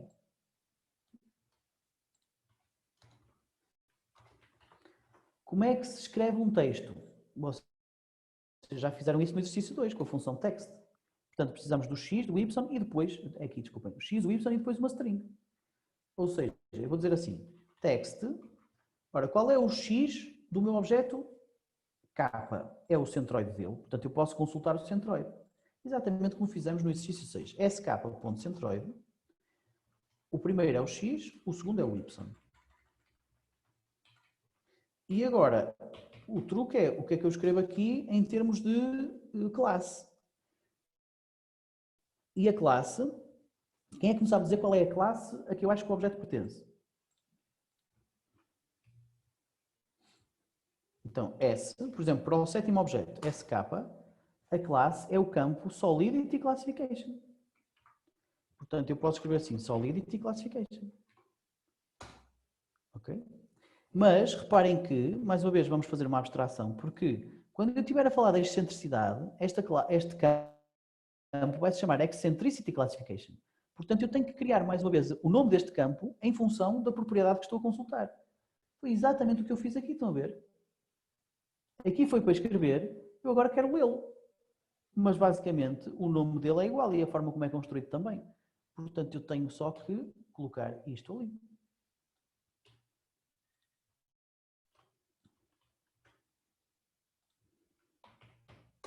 Depois há só mais duas coisas que são, digamos, de pormenor, que é pôr uma cor diferente para se ver melhor, color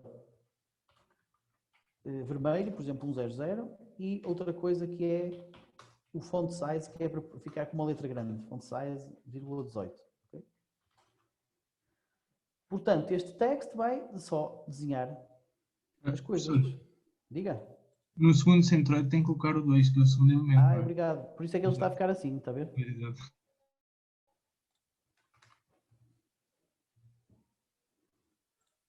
Cá está. Portanto, já temos então aqui o resultado da classificação para cada objeto. Reparem que os objetos que estão no extremo não foram contados, obviamente, porque não apareciam na imagem B. Mas temos aqui o resultado da classificação para cada objeto em relativos à solidez. Por exemplo, este alicate foi classificado na classe 0.5, 0.6.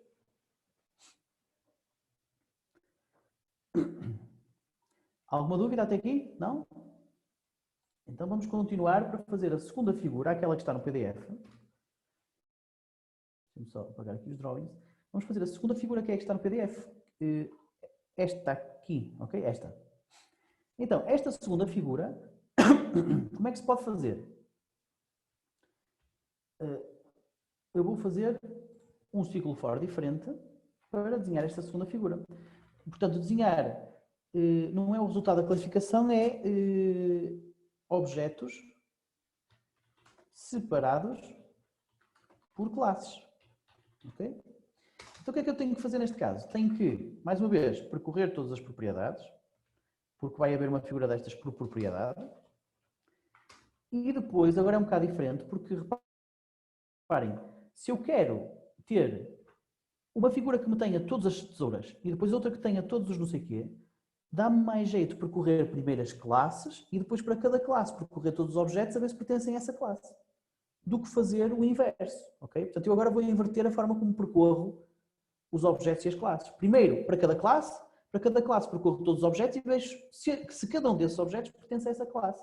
Se pertencer, acumulo numa imagem e depois a imagem que mostro é a acumulada. Como é que eu faço isso? Como eu estava a dizer, primeiro vou percorrer as classes, portanto, primeiro isto.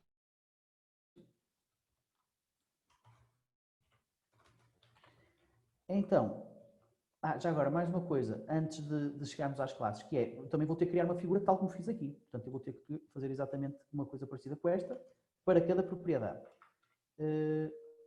Aqui não faço IMShow, só crio uma figura e digo que aqui é separate objects, ou objects per class é melhor assim, acho que fica melhor. Objects per class, property, using, ok? Então, já tenho aqui o ciclo for, blá blá blá. Já criei a minha figura, inclusive podemos olhar para ela. Estou a ver aqui a figura, objects per class using Solidity, não tem lá nada. E para cada classe, eu vou ter então que fazer o quê? Criar uma imagem para acumular, e essa imagem para acumular será igual à imagem B. Lembram-se da imagem B? Era aquela que já era binarizada? Portanto, tem apenas um canal. B vezes 0, que é para ficar tudo preto. Ok? Depois, vou percorrer todos os objetos para ver se cada um dos objetos que estou a consultar pertence à classe que estou a iterar. Como é que eu percorro objetos? Desta forma. E agora, como é que eu vejo se o objeto K pertence à classe index? Desta forma. If, qual é a classe do objeto K? É esta, acabamos de escrever há bocado. Ok? Portanto, se a classe do objeto K for igual, qual é o nome desta classe aqui? Escrevemos lá em cima. Está aqui, estão a ver? Se o nome que está na estrutura Solidity Classification do objeto K for igual ao nome desta classe, quer dizer que o objeto pertence à classe. Se o objeto pertence à classe, quer dizer que eu quero acumulá-lo. Como é que se acumula? ACC igual a OR, que é para acumular, ACC, vírgula, e agora qual é a máscara do objeto K? É L igual a K. Okay? Só há aqui um problema que é esta parte aqui não pode ser assim como está, porque ele com strings não gosta do igual. Isto tem que ser uma função que compara strings e que faz exatamente o que faz o igual, que é strcmp. strcmp quer dizer string comparison, ok? Portanto, acho que está tudo explicado. Temos aqui o tal ACC, que é a imagem acumulada para esta classe. Tem lá os objetos todos que pertencem a esta classe. Quando acabamos de percorrer os objetos, quer dizer, quando chegamos aqui, finalmente temos que mostrar a imagem que acabamos de acumular. E onde é que a mostramos? Num subplot específico para cada classe. Ora, vocês já sabem que os subplots, quando nós dividimos uma figura em subplots, nós temos um índice para cada célula de desenho e esses índices são dados numa contagem da esquerda para a direita, de cima para baixo. Portanto, este será a célula 1, este será a célula 2, esta a célula 3 e esta a célula 4, não é? O que quer dizer que este índice onde eu quero desenhar corresponde ao índice da classe. Porque isto é a primeira classe, segunda, terceira, quarta. Ou seja, eu posso dizer assim, subplot, 2 por 2 por cada duas linhas, duas colunas, vírgula, classe, index. Estão a ver ali classe index, este. E finalmente, imshow ACC. E posso também pôr um título, que é para isto ficar mais ou menos bonito. Eu vou pôr aqui o nome da minha classe. Classe.name. Ok? E por alguma razão eu precisava de fazer aqui um pause. Eu vou só fazer aqui um pause só para ter certeza que não tem aqui interferências, porque às vezes o MATLAB é um bocado esquisito. Eu vou fazer aqui um pause, é só por segurança. Ou seja, antes de mostrar uma figura, eu espero um bocado para ele desenhar tudo o que tem para trás. Ok, então reparem. Esta era a imagem que eu já tinha antes. Ok? Esta é a nova imagem, que é a imagem objetos por classe. Então tem aqui a classe, usando solidez, estamos a falar de solidez, tem aqui a classe 0 a 0.5, 0.5 a 0.6 e os objetos separados. Ok? E pronto, e já estamos com isto feito. Alguma dúvida?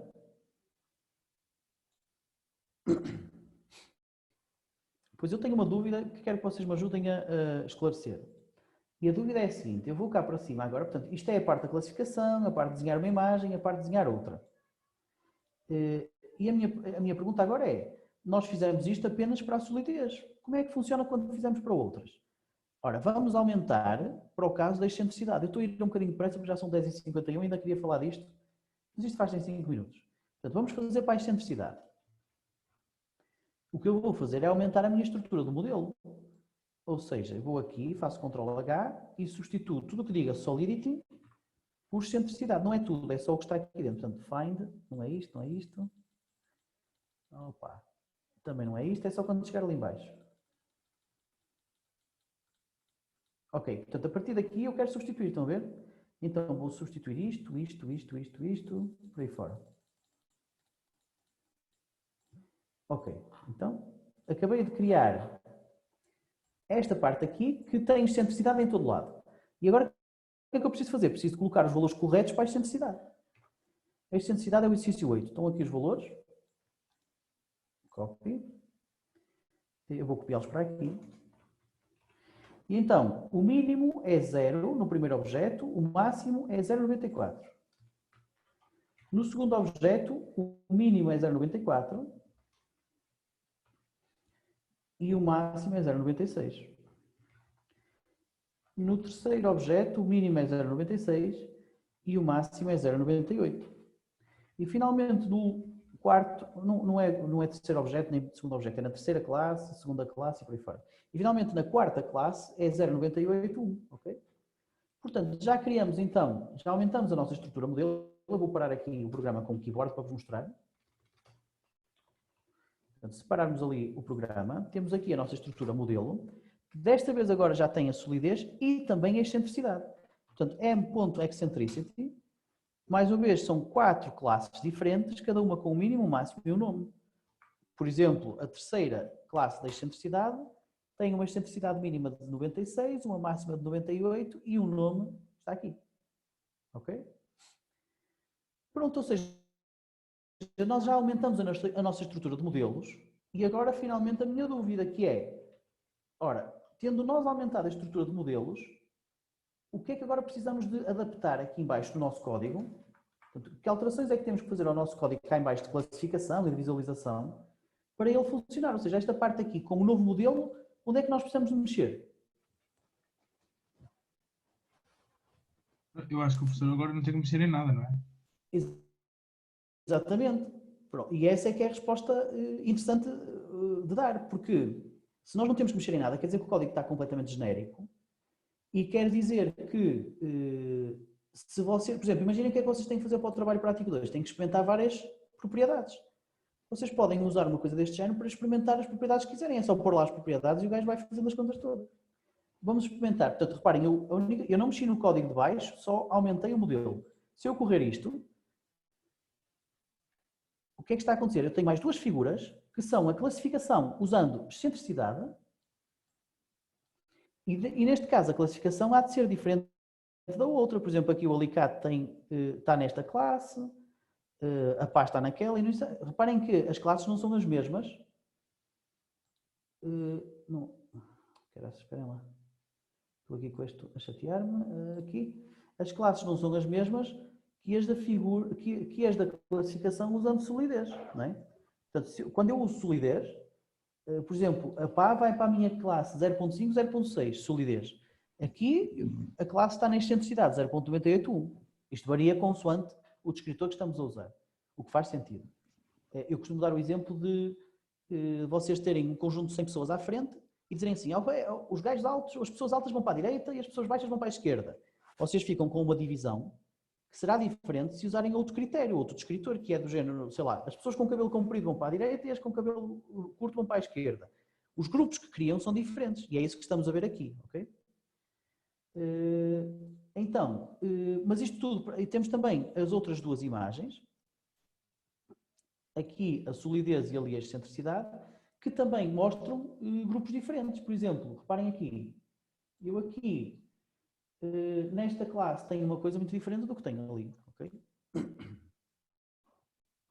Mas o ponto importante aqui era que o código ficou completamente genérico e eu não precisei de alterar nada quando aumentei os meus modelos.